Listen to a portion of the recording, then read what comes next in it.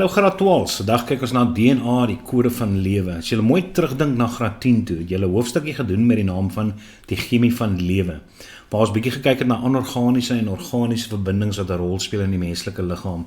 En een van hulle waarna ons gekyk het onder organies was nukleïensure. En daar was 2 nukleïensure wat jy nog geleer het, en dit was RNA en natuurlik DNA. En as jy mooi kan onthou, dan weet jy ook DNA staan natuurlik vir deoksiribonukleïensure. En dis eintlik maar 'n resepteboek. Met ander woorde, DNA bevat die kode vir die maak van proteïene. En proteïene is verantwoordelik vir ons eienskappe. So ons gaan nou hierdie hoofstukkie bietjie kyk daarna. Nou wat jy reeds veronderstel is om te weet natuurlik op hierdie stadium, is jy moet dan daarom weet dat binne in elke sel is daar so 'n selkern wat geleë is. En binne die selkern kom ons genetiese materiaal voor. En daai genetiese materiaal, dit is presies wat DNA is. En die vorm waarin DNA in die selkern voorkom, is 'n lang, dun stringetjies, wat bekend staan as kromatien. Dit is wat daai woordjie is. Soos net verskriklike lang, dun stringetjies van DNA. Dis kromatien. En op 'n stadium gaan daai DNA-strukture bietjie verander, soos wat die sel gaan begin verdeel. Met ander woorde, al daai stringetjies gaan byvoorbeeld repliseer, dan gaan 'n kopie gemaak word van elkeen van hulle tydens seldeling, dan gaan hulle korter en dikker word deur te herrangskik, en dan gaan hulle kromatides genoem word. En daai kromatides is wat kromosome opmaak. Alright, maar ons sal 'n bietjie later daaroor gesels. So moenie te opgewonde raak nie, maar hierdie goeders is wat julle reeds veronderstel is om te weet wat op hierdie bladsy is dat elke sel 'n selkern het of 'n nukleus het, en binne daai nukleus is waar ons genetiese materiaal voorkom. So jy is veronderstel om te weet waaruit die kern bestaan. Met ander woorde, al die byskrifte, die dubbel kernmembraan, die feit dat daar kernplasma aan die binnekant is, 'n nukleolus of 'n kernliggaampie wat daar so is, en natuurlik die genetiese materiaal self, naamlik die DNA. En dan veral ook vir jou die funksie van die kern, as jy mooi kan onthou, is dit wat jou erflikheidseienskappe bevat, en want dit is presies wat ons oorerf van ons ouers af, wat verantwoordelik is vir ons spesifieke eienskappe wat ons het. Die selkern beheer selaktiwiteite, omdat dit die kode verskaf vir die maak van proteïene, en daai proteïene is natuurlik onder andere ensieme, en ensieme is betrokke by chemiese reaksies. En dan sê hulle vir julle, hoe beweeg die stowwe in en uit die kern uit? Wel, ons weet dat hierdie kernmembraan 'n dubbele kernmembraan is, maar hy is ook natuurlik selektief deurlaatbaar. So daar is kernporee wat in die membraan voorkom, wat hier stowwe van 'n sekere grootte kan beweeg. En dan veral ook waar in die sel sal jy ribosome vind. En natuurlik, as jy mooi kan onthou, het ek vir julle geleer dat daar 4 verskillende plekke is. Jy kry ribosome in mitokondriums. Indien ons werk met die plantsel, word daar ook ribosome in chloroplaste aangetref. En dan kom daar so natuurlik ook ribosome in jou sitoplasma voor, en dan kan daar natuurlik ook ribosome op jou ER aangetref word, wat hierdie ER dan GER maak, growwe of granulêre endoplasmatiese reticulum. En dan het so 'n bietjie geskiedenis van die struktuur van DNS. Nou, heel eerstens is dit hierdie aantreklike jong dame, Rosalind Franklin, en hierdie goeters het hulle al gevra en veel keuse gevra, hoor. So lees dit maar nou net deur en probeer dit onthou, want soos ek vir julle sê, dit kan dalk vir julle 2 punte werd wees in 'n vraestel. Maar hierdie arme dame hier so in die middel 1900s het sy 'n ekstraal geneem van DNA. En so sy is eintlik die heel eerste ene, die pionier, wanneer dit kom by die ontdekking van die struktuur, of die bepaling van die struktuur van DNS of DNA natuurlik in Engels. En toe kom die 2 pere aan, James Watson en Francis Crick, en hulle gebruik toe haar ekstra patrone om dan hierdie molekulêre struktuur van DNA dan natuurlik saam te stel, waarvoor hulle 'n Nobelprys natuurlik verdien het, aanvaar ek, ja, daar staan dit onder, Nobelprys ontvang het. En ja, en arme Rosalind Franklin het nooit erkenning gekry vir haar pionierswerk in die struktuur van DNA nie. So as ons dan kyk na DNA se struktuur, hier sit jy met jou selkern, natuurlik, binne jou selkern sit jy met sulke lang, dun draadjies, en daar 46 van hulle. Dis lang, dun DNA-stringe, verskriklike, lang, groot molekules, omdat hulle so lank is. En dit staan dan bekend as kromatien, wat ek nou daarbo so lelik toegemaak het. Maar ja, daai lang, dun stringetjies staan bekend as kromatien. En dis daai lang, dun stringetjies, daai 46, jy het 46 in elke selkern in jou liggaam. Dit wil sê selle wat natuurlik 'n selkern het. Onthou, nie alle selle in jou liggaam het selkern nie, byvoorbeeld rooi bloedselletjies. Hulle het nie selkern nie. Maar elke sel wat 'n selkern het 46 van hierdie lang dun stringetjies. En is daai 46 lang dun stringetjies wat gerepliseer word tydens DNA-replisering, met ander woorde net voor 'n sel begin verdeel. Moet dit, want onthou selle verdeel tydens groei wanneer jy selle beskadig, weefsels beskadig en selletjies moet vervang word. En dan natuurlik ook organismes wat dit gebruik as 'n vorm van ongeslagtelike voortplanting. So as jy groei, moet daai selletjie wat in twee aparte selletjies gaan verander. My pyltjies lyk lelik. In 2 selletjies moet verander. Vir daai selletjies om identies te wees, nie net aan mekaar nie, maar ook aan die moedersel, moet DNA gerepliseer word. Met ander woorde, elkeen van hierdie selletjies moet 'n perfekte kopie hê van daai genetiese kode. Dit wil sê die volledige stel van 46 DNA molekules en 46 DNA molekules hierso. So DNA moet repliseer. So al hierdie 46 lang dun stringetjies wat kromatien wat kromatien genoem word, moet repliseer. En dan verkort en verdig hulle en vorm strukture wat bekend staan as kromatides. En daai kromatides groepeer dan natuurlik by mekaar en nou noem ons hierdie perd 'n kromosoom. Okay, en hierso kan jy actually 'n kromosoom sien.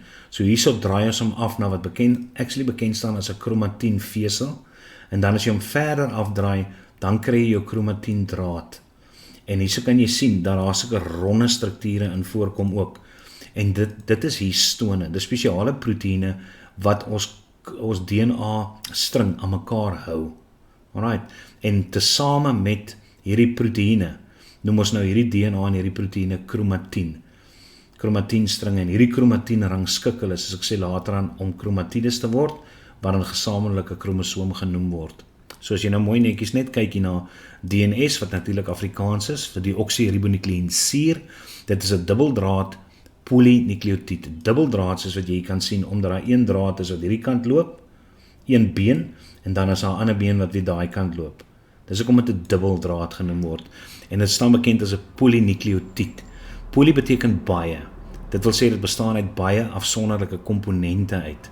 En dan sê hulle nukleotied, want die boublokke van DNA en die boublokke van RNA is 'n groep van hierdie 3 molekules wat aan mekaar geheg is, naamlik 'n fosfaatgroep, 'n suikergroep en 'n stikstofbasisgroep.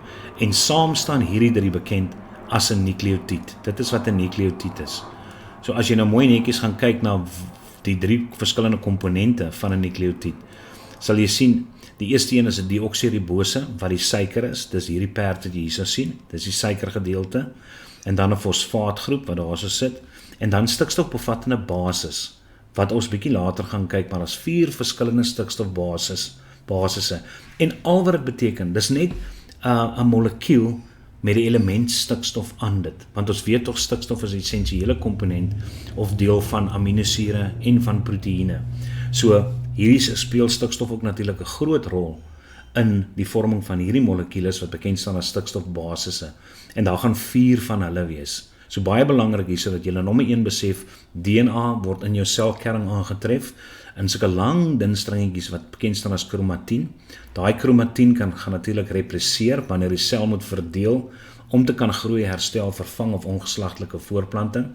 En dan wanneer hulle verdeel, nadat hierdie lang dun stringetjies verdeel het en kopieë gemaak het van hulle self, herrangskik die DNA in korter struktuurtjies wat dan bekend staan as kromatides. So daar as jy nou sien, daar is nou 2 kromatides. En nou noem ons hierdie struktuur 'n kromosoom. Dan natuurlik ook, as ons kyk na die DNA-molekuul self, dan moet jy weet, dit is 'n dubbeldraadstruktuur, en hierdie vorm van DNA staan bekend as 'n dubbel helix. So as hulle in 'n vraestel vir jou vra, wat is die natuurlike vorm van DNA? Dan gaan jy sê 'n dubbel helix, hoor. Nie net 'n helix nie, 'n dubbel helix, omdat hy bestaan uit hierdie 2 bene uit van hierdie leer. Right? En dan die volgende belangrike ding is natuurlik, jou DNA-molekuul is 'n groot molekuul wat bestaan uit nukleotides uit, as monomere, as boublokke. En dis hoekom dit 'n polynukleotied, dubbeldraad struktuur is. En dan moet jy die afsonderlike komponente van 'n nukleotied ken natuurlik, né? Fosfaatgedeelte wat weg gaan 'n suiker, en 'n suikergedeelte wat weg gaan 'n stikstofbasis. So as ons net kyk na hierdie prentjie wat ek hierso net addisioneel bygesit het daarso, net om vir julle om so 'n bietjie meer duidelikheid te gee. So daarso sit jy duidelik met jou DNA dubbele helix struktuur, en daarso gaan jy sit met jou kromatien stringe, wat aan mekaar vasgehou word deur hierdie ronde proteïene bekend as histone. So dit is wat dan kromatien is DNA stringe wat bymekaar gehou word deur hierdie ronde histone proteïene. En as hulle weer rangskik, vorm hierdie vesels wat bekend staan as 'n kromatienvesel. En dan verander hierdie kromatien, hy herrangskik homself, met ander woorde, hy raak korter en hy raak dikker. En dan staan dit bekend as 'n kromatiet.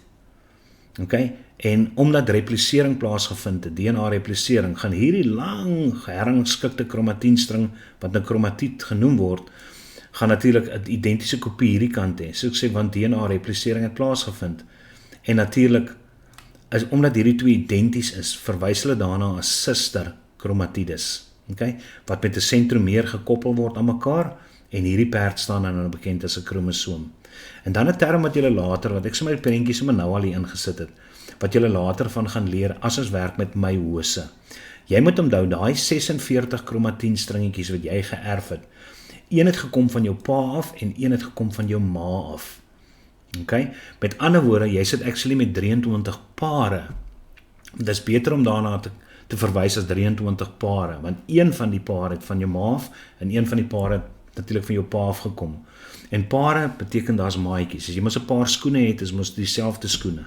En presies dieselfde met jou kromatides. Die een wat van jou pa afkom en die een wat van jou ma afkom, daai paartjies beteken dat hulle gene, hulle kodes vir spesifieke proteïene, hier is nou voorbeeldjies gegee van die kodes. Dit kan nou wees oogkleur, dit kan nou wees lengte, dit kan tempo wees wat in hare groei, dit kan wees die vorm van jou tone, ensovoorts. Daai staan bekend as gene.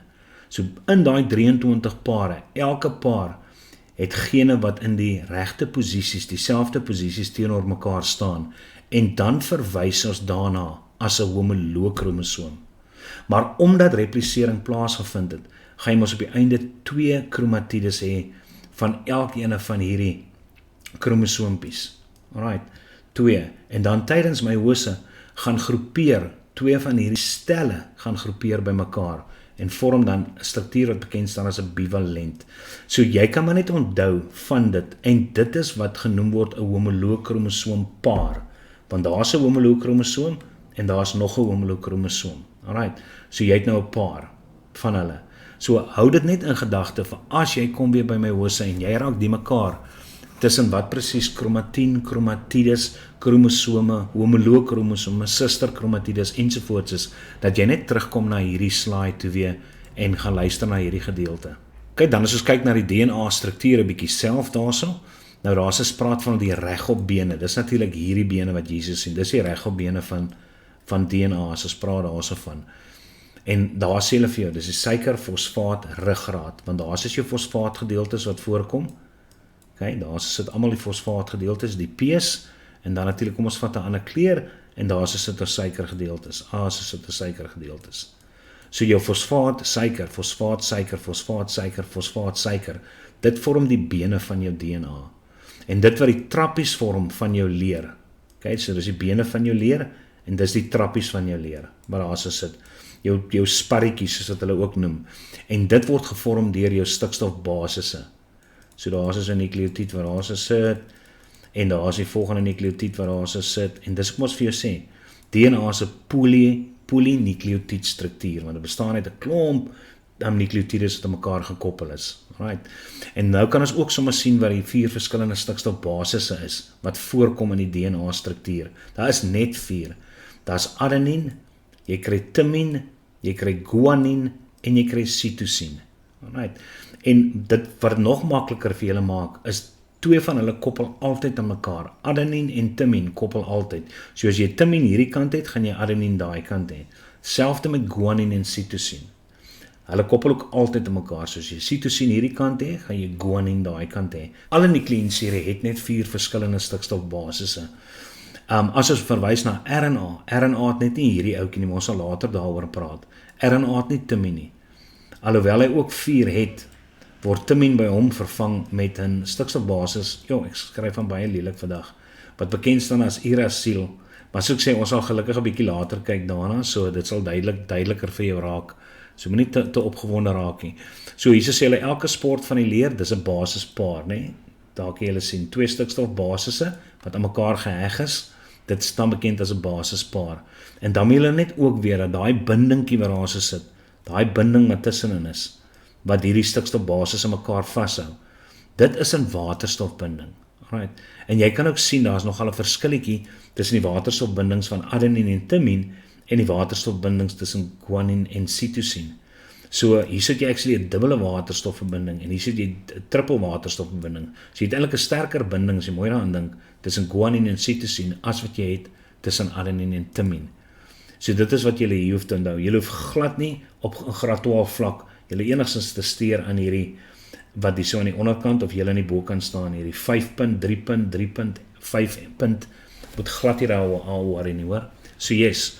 So onthou maar net hierdie sporte, hierdie trappies staan as sporte bekend, hierdie trappies waarvan ek net gepraat het, wat deur jou stikstofbasispare gevorm word.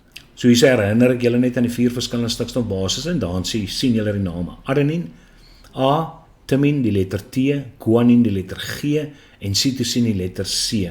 Nou ek sien 'n baie vraestelle. Vervang hulle die letter C natuurlik met S vir Afrikaanse cytosine. So as jy in 'n vraestel S sien, moet jy self nie doodskrik nie, hoor, want so ek sê hulle verwys maar net na die Afrikaans, ons kan sommer nou al net S insit daarso vir Afrikaanse cytosine. So dit kan een van daai twee wees, maar die ander gaan natuurlik dieselfde bly. Adenine, maar daar's 'n A, thymine, maar daar's 'n T, guanine, maar daar's 'n G en natuurlik in Engels is dit cytosine wat jy spel met 'n C, maar jy kan S ook sien in 'n vraestel as gevolg van daai S. En hier kan julle sien, dit is die dubbele helix struktuur, die natuurlike struktuur van DNA. En as DNA gaan repliseer, draai hy af en vorm wat bekend staan as die leerstruktuur. Alright, met die 2 bene van die leer en natuurlik die sporte wat hier so dwars kom, daar is dit jou sporte. Maar daar kan julle ook sien, adenine koppel altyd aan thymine en guanine koppel altyd aan cytosine. En as julle wonder wat is hierdie woorde wat hier in die onderkant staan, dis maar net terme wat gebruik word om jou 2 groter stikstofbasisse te beskryf en pirimidine is die woordjie wat jou 2 kleiner stikstofbasisse beskryf. Met ander woorde, hierdie adenine en guanine is maar net groter molekule as wat thymine en cytosine is. En ons noem hierdie strukture, by the way, ringstrukture, net so vir interessantheid. Okay? Daar is 'n 6 ringstruktuur, ons noem dit 'n hexose en daar is 'n 5 ringstruktuur, ons noem dit 'n pentose.